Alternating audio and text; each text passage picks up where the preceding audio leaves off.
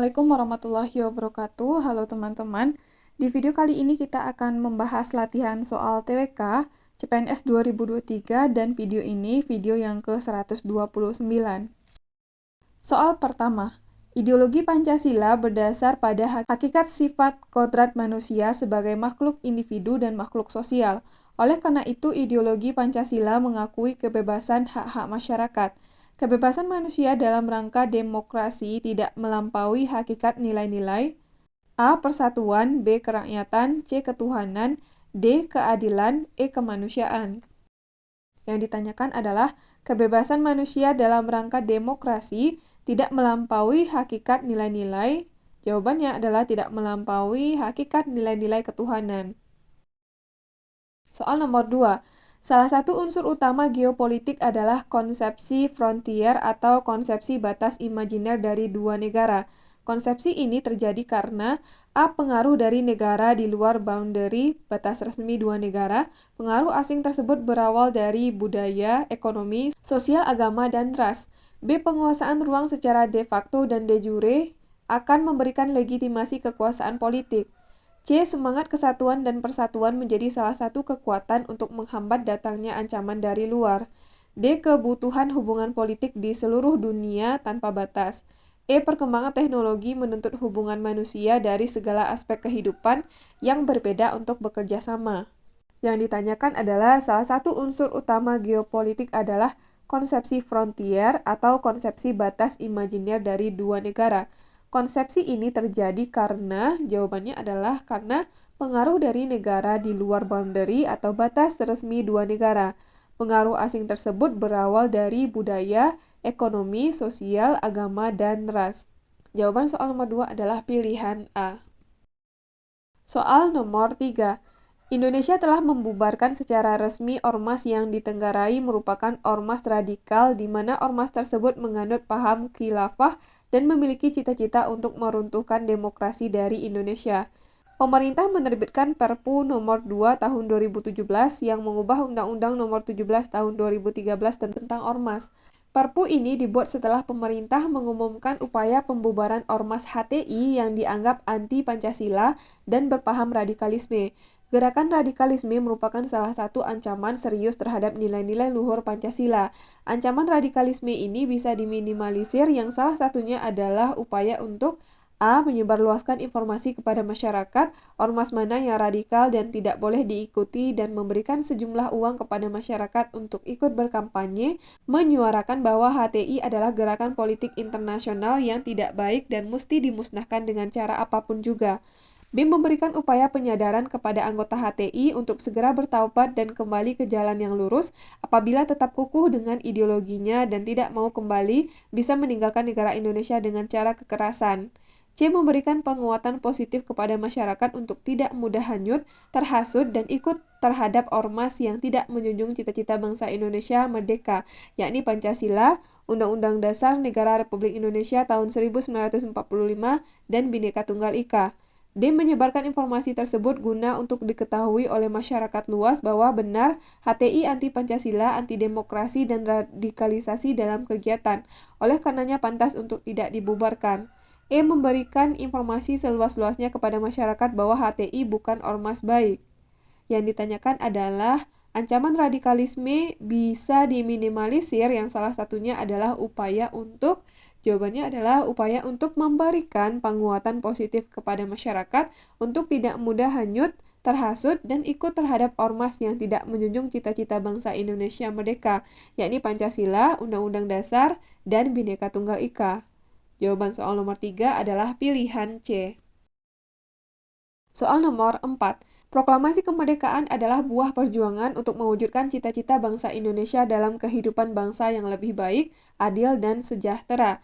Nilai dasar yang terkandung dalam proklamasi dapat dijelaskan secara tepat melalui pernyataan di bawah ini, yakni A. Dalam mengisi kemerdekaan, bangsa Indonesia memiliki konsepsi bersama menyangkut hal-hal fundamental bagi keberlangsungan, keutuhan, dan kejayaan bangsa. B. Cita-cita kemerdekaan serta upaya mewujudkan masyarakat adil dan makmur mengalami pasang surut yang luar biasa. C. Negara Indonesia yang mempunyai heterogenitas sedemikian kompleks dengan potensi disintegrasi yang tinggi.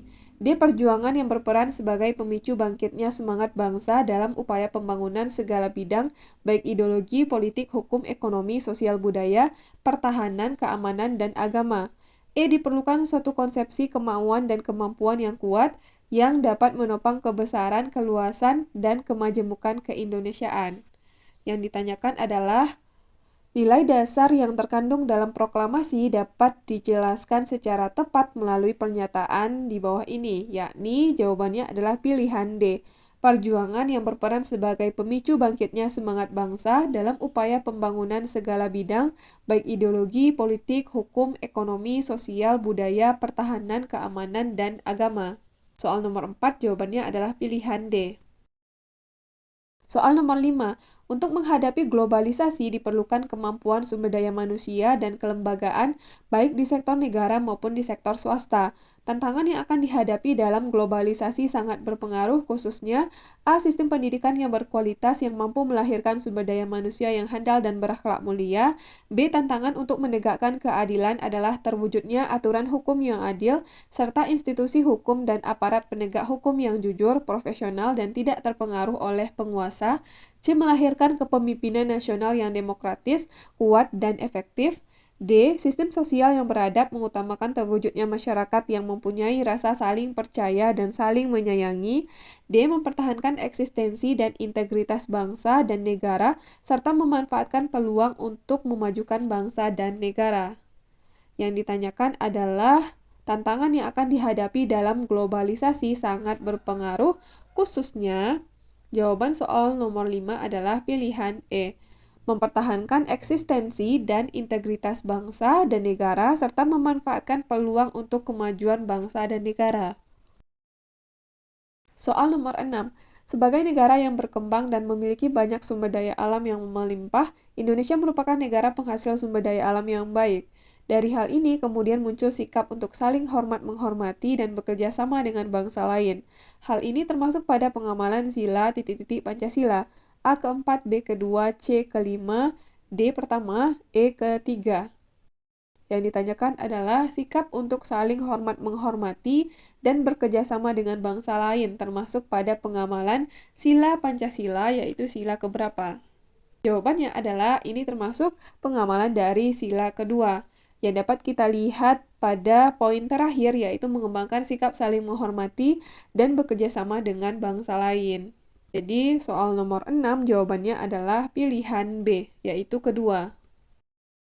Soal nomor 7, pelatihan kewirausahaan membuka lapangan kerja baru dan memberikan bantuan modal kepada koperasi dan usaha kecil menengah adalah salah satu upaya pemerintah dalam rangka mewujudkan tujuan negara sesuai dengan amanat pembukaan Undang-Undang Dasar 1945 alinea keempat, yaitu A. Melindungi segenap bangsa dan seluruh tumpah darah Indonesia, B. Mencerdaskan kehidupan bangsa, C. Ikut serta dalam melaksanakan ketertiban dunia, D. Mencapai masyarakat adil dan makmur, E. Memajukan kesejahteraan umum.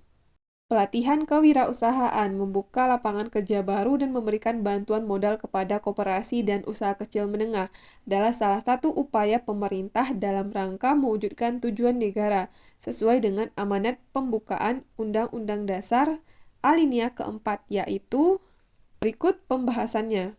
Ini adalah bunyi dari alinea keempat. Dan berdasarkan kasus nomor 7, ini merupakan tujuan negara untuk memajukan kesejahteraan umum. Jadi, pelatihan kewirausahaan membuka lapangan kerja baru dan memberikan bantuan modal kepada koperasi dan usaha kecil menengah adalah salah satu upaya pemerintah dalam rangka mewujudkan tujuan negara, yaitu memajukan kesejahteraan umum. Jawaban soal nomor 7 adalah pilihan E. Soal nomor 8. Upaya mendasar yang paling efektif di Indonesia untuk menangkal ideologi radikalisme global adalah dengan memperkuat ketahanan nasional dalam bidang ideologi, antara lain sebagai berikut, kecuali A. Meningkatkan relevansi Pancasila dalam kehidupan bermasyarakat, berbangsa, dan bernegara, sehingga rakyat bukan saja memahaminya secara efektif dan menindaklanjutinya secara psikomotoris. B. Mengkaji pola pikir yang paling dalam dari ideologi radikalisme global tersebut dan membuktikan kekeliruan dan kelemahan dari dalil yang dianutnya, bukan saja dari aspek internal tetapi juga dari aspek eksternal. C. Meniadakan kondisi yang memungkinkan tumbuh dan berkembangnya ideologi tersebut. D. Mengamati indikasi telah adanya aksi-aksi radikalisme di dalam masyarakat. E. Mengambil tindakan preventif serta represif yang tepat dan cepat terhadap aksi-aksi radikalisme. Yang ditanyakan adalah upaya mendasar yang paling efektif di Indonesia untuk menangkal ideologi radikalisme global adalah dengan memperkuat ketahanan nasional dalam bidang ideologi, antara lain sebagai berikut kecuali.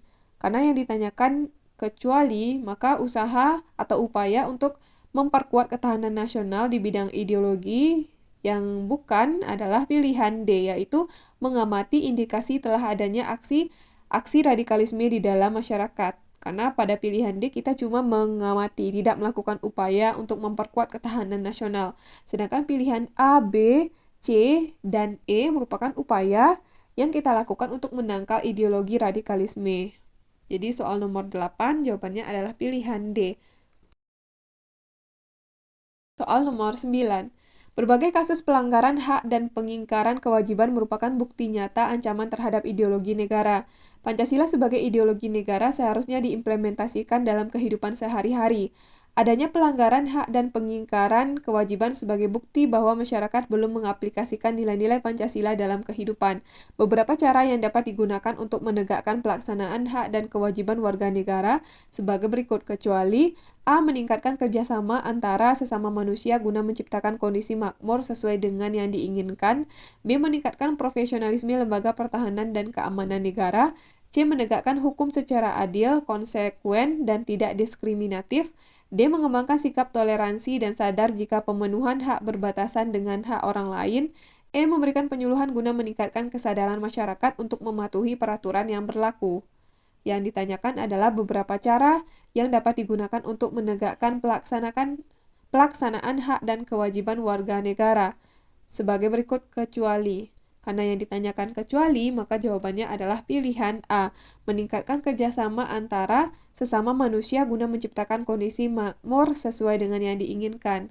Sedangkan pilihan B, C, D, dan E merupakan cara yang dapat digunakan untuk menegakkan pelaksanaan hak dan kewajiban warga negara, yaitu meningkatkan profesionalisme lembaga pertahanan dan keamanan negara, menegakkan hukum secara adil, konsekuen, dan tidak diskriminatif, mengembangkan sikap toleransi dan sadar jika pemenuhan hak berbatasan dengan hak orang lain, dan memberikan penyuluhan guna meningkatkan kesadaran masyarakat untuk mematuhi peraturan yang berlaku. Soal nomor 10. Berikut contoh konflik yang terjadi di wilayah Indonesia Timur. Konflik berbau agama paling tragis meletup pada tahun 1999 silam. Konflik dan pertikaian yang melanda masyarakat Ambon Leise sejak Januari 1999 telah berkembang menjadi aksi kekerasan brutal yang merenggut ribuan jiwa dan menghancurkan semua tatanan kehidupan bermasyarakat.